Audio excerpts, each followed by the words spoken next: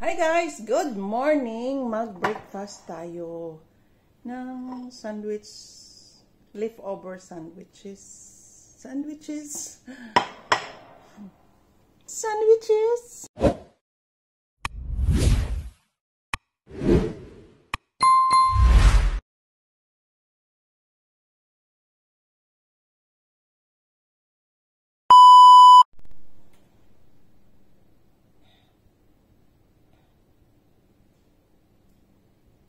Paruti!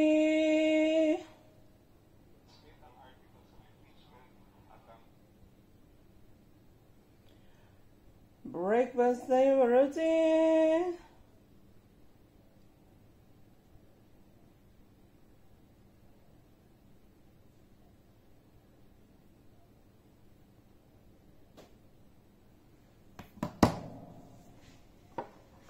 Hi!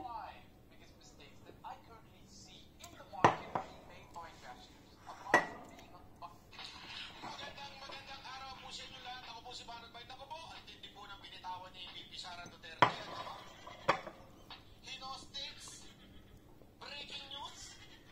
Hinostates ni Bibi Sara Duterte si Senator Amy Marcos. Ayun, palakpakan. Nakakatawa ha, pero sa totoo This is lang, green. malaman po ito. Sinabi ni Bibi Sara Duterte kay Amy Hi! speech niya doon sa Malaysia. Diba? Talagang matindi yung binitawan eh. Yung mga Iminatics naman, tuwan-tuwa naman sila. Parang akala nila pabor sa kanila yun. Uy! Pero sa totoo lang, ayun na isang matinding banat na dinaan sa pagkakalika nga. Ibig sabihin, mga kababayan, ang tawag po Baba ka dyan! pag ikaw sinarcastic, hindi ka dapat matuwa. Hindi, alam mo yun, ito, walang biro ito. Pag ikaw binanatang ka ng padyong, hindi ka dapat matuwa. Halimbawa, ang taba-taba mo. Halimbawa lang naman po, ang taba-taba mo, sinabihan kang, alam mo, itong tao na ito na, masiyahin taong to, talagang nagtagumpay siya sa buhay, kaya tingnan mo, ang lusog-lusog. Maaaring akala mo, uy, totoo yun, matagumpay ako sa buhay. Pero ang talagang punti doon, ang taba-taba mo na. Kaya kung matutuwa ka doon, egg ka. Hindi, kung ikaw isang, taga-sunood nung mataba na yun, tama mo, parang gano'n. At matutuwa ka. Sa akin, parang gano'n ang binitawan po ni Bibi Sara Duterte kay Senator Amy. Itong mga Iminatics, tuwan-tuwa sila, na parang kita mo na, malapit kay Sara Duterte si Amy, laging kasama, Hindi nila alam, may sarcastic na dating doon, mga kababayan. May banat, ika nga. May malupit na banat si Bread na prata. At ito ay... hindi mo madiretso sa isang tao. Minsan, dadaanin mo sa joke. Pero sabi nga, read between the lines. Yung mga joke na ganyan. Hindi ko sabi ko ano to. Joke, is half metro. Ibig sabihin, Ito. katotohanan, di ba? Meron kahit pa paano katotohanan. At kung para hindi ka Manghang. dadaanin ka sa joke, ika nga. Pero dapat, Manghang siya. ano mo na yun, gets mo na. Ito ay Pero kung chicken. bias ka, with it, Hindi. talagang sasabihin, What's siya? kita mo na, ganon ang dating. Pero hindi, mga kababayan, kitang-kita dito iba po ang dating no. Pakinggan natin yung Bibi Sara Duterte dito. Ang hang ito. Senator Amy Marcos. Alam niyo po, meron na po akong mga nakilala sa iba't ibang bansa dahil sa trabaho ko, mga dayuhan. Dahil sa trabaho ko bilang isang Vice President at dating Education Minister. At sa mga nakausap ko, lahat sila nagsabi, it is unthinkable for a government to surrender its citizens to Ito maanghang.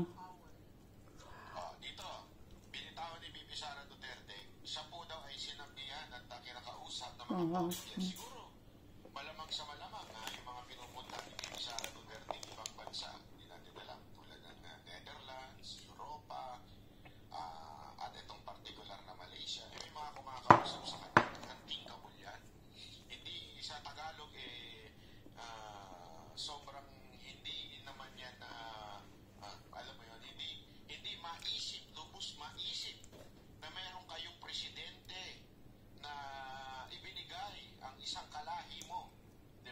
Kasi ang usual, mga kababayan, yung katulad nung kay Arnie Tevez, tayo humihingi para panagutin sa Pilipinas, di ba? O, ganun eh. So, si Roque, ganun din, di ba? Parang, pinag-uwi para panagutin sa Pilipinas. Ito, magtataka ka, bakit si Pangulong Duterte hindi pinanagot sa Pilipinas kung talagang may sala, di ba? Bakit hindi nila pinanagot? At kanila pong, ang tawag dyan,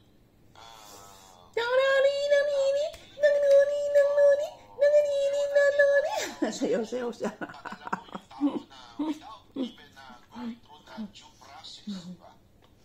Ibig sabihin, meron talagang problema. At hindi yan malubos, maisip na mga banyaga, na mga foreigner, na bakit gano'n ang ating gobyerno.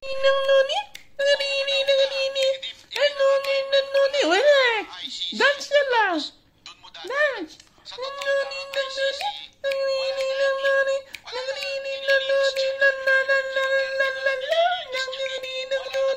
ICC, ng ibang bansa yan. Amerika na lang na tinatawag natin yung Uy! brother, tinatawag natin yung Amerika. Hulog ka! Kita nyo naman ang ginagawa ni Trump. Wala! Mga prosecutor, judges, ng ICC.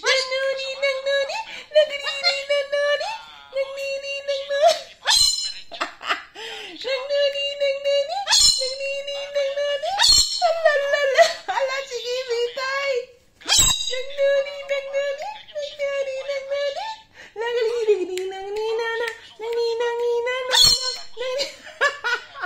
Bahala ka dyan! Yun, up!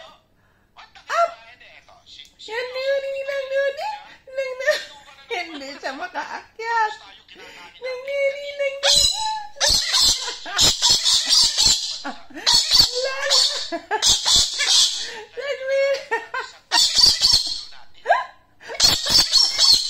Ala!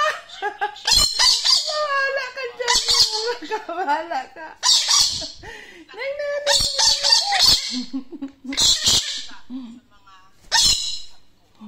Tapos, Oh, bravo. Nanini, nanini, nanini, nanini, nanini,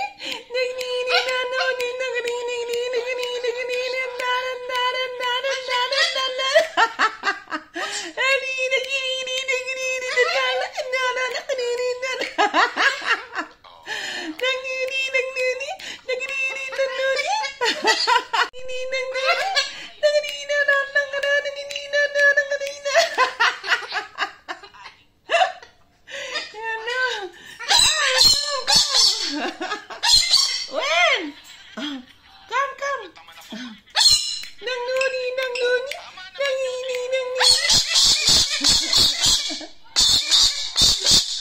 Sinungaling ka. Sinungaling. Ito, ano lang naman. Ala, sige. Sinungaling. Yung mga kasi baka may Sinungaling. itong panahon. Nagsisinungaling na naman. Ay, wag mo sirain yan. Wala. Wag mo sirain. Uy!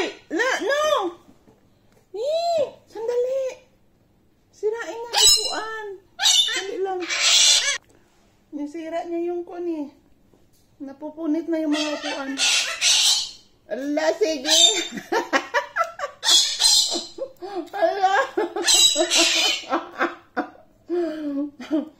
Ala. Laka. Hala, sinalan niya.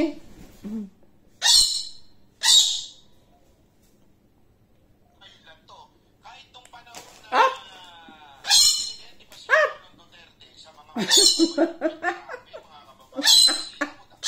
Oh, bitay siya. Bahala ka dyan.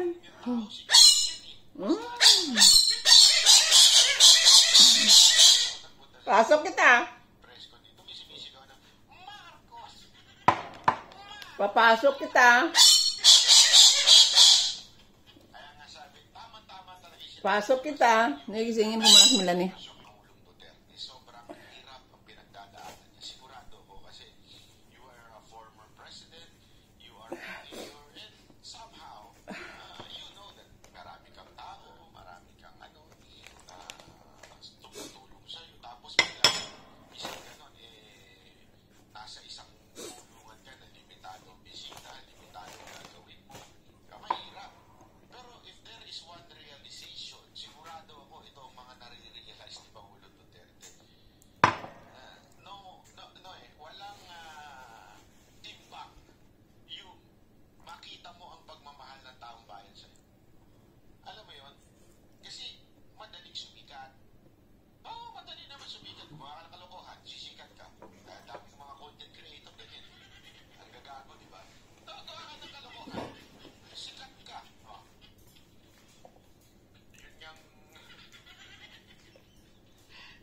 sikat gamit siya.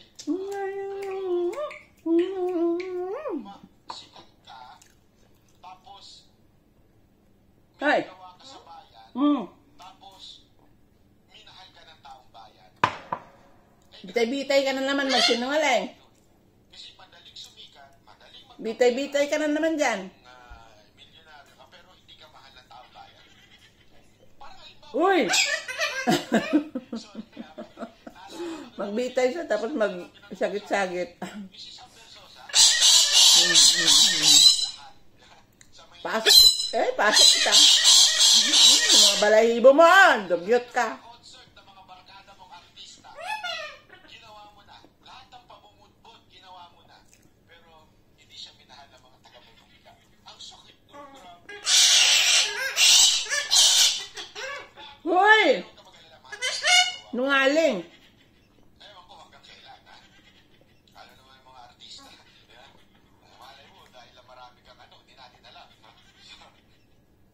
Pero yung ganun ako, sabi ko nga, mas kung Ala, sige. hindi ka sikat, pero mahal ka ng bayan. Yeah? Mas masarap yun Hindi, alam mo yun, Ala, bitay. at least mahal ako ng bayan. At least marami nagmamahal sa akin. Nagpalastog talaga yung parok na to. Oo, wala. Yeah? Ah.